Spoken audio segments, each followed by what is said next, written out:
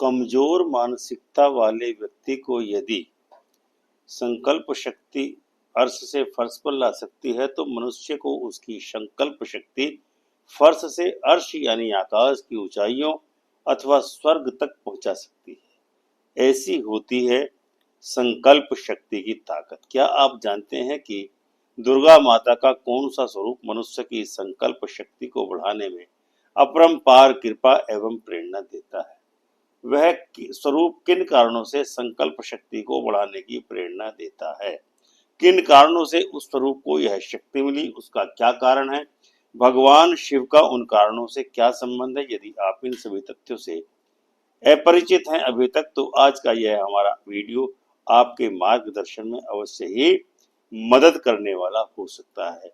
लेकिन यदि आपने हमारे वीडियो को पूरा देखने से पहले ही सब्सक्राइब कर लिया तो निश्चित ही आपकी संकल्प शक्ति बढ़ाने में माता दुर्गा का यह स्वरूप आपकी पूरी मदद करेगा। इसीलिए चैनल को अविलंब ही सब्सक्राइब करके लाइक अवश्य ही कर दें। जय श्री राम मित्रों, अब हम बिना देरी करते हुए रहस्य से पर्दा हटाते हुए आपकी शंकाओं का समाधान करते हैं।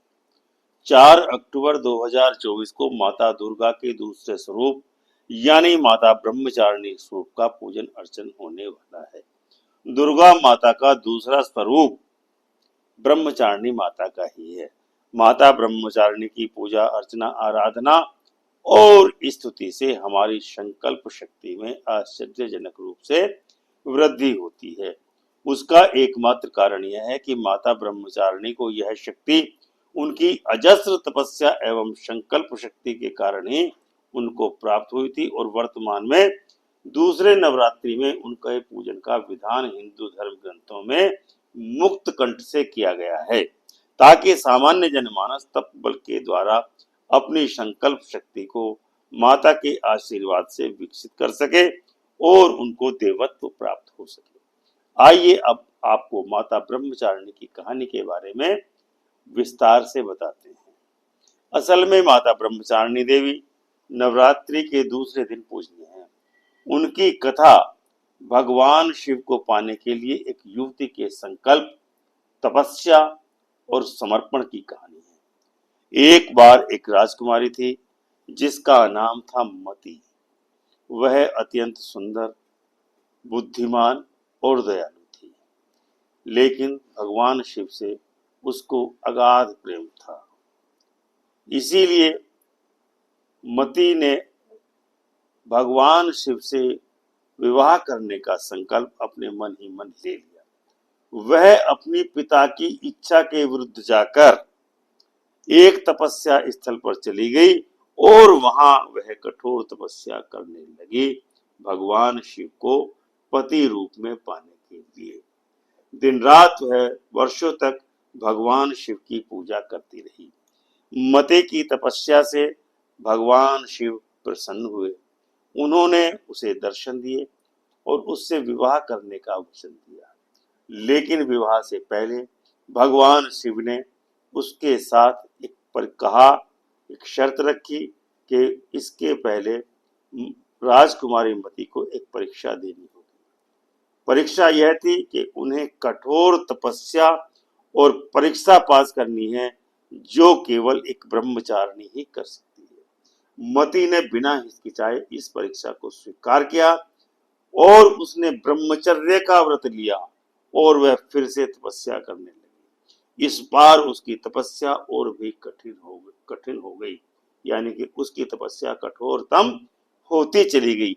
वह बिना भोजन पानी के निराहार रहकर वर्षों तक सब तपस्या करती रही। अंततः मति की तपस्या सफल हुई और भगवान शिव ने उन्हें दर्शन दिए और उनसे विवाह किया। तब से राजकुमारी मति को ब्रह्मचारिणी देवी के नाम से जाना जाता है।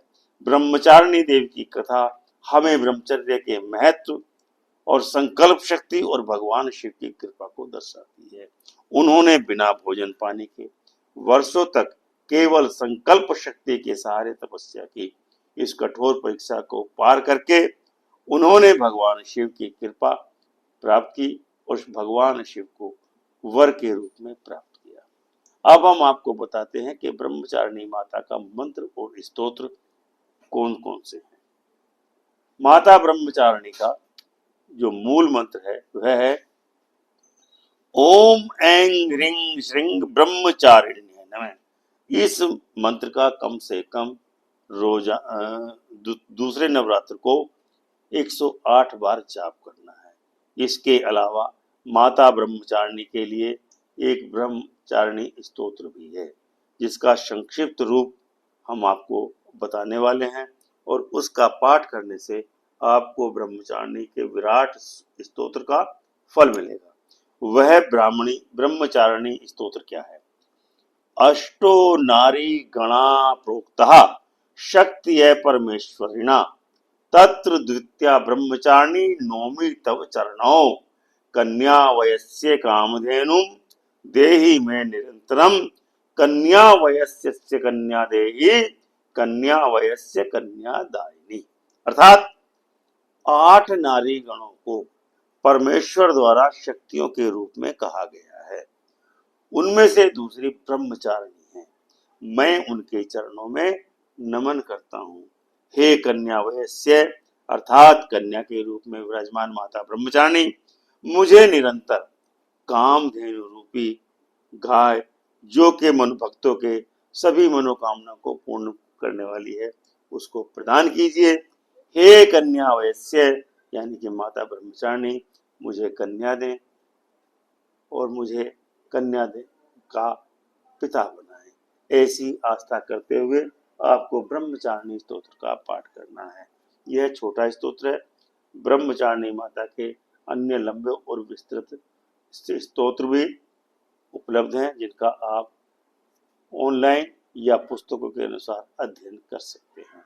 ब्रह्मचारिणी माता की कृपा प्राप्त करने के लिए ब्रह्मचर्य का पालन किया जाना अत्यंत आवश्यक है। तो दर्शकों, यह थी कहानी माता ब्रह्मचारिणी की, जिनका नवरात्र के दूसरे दिन पूजन करने का विशेष विधान है। तो वो प्रेम से बोलिए जय श्री राम।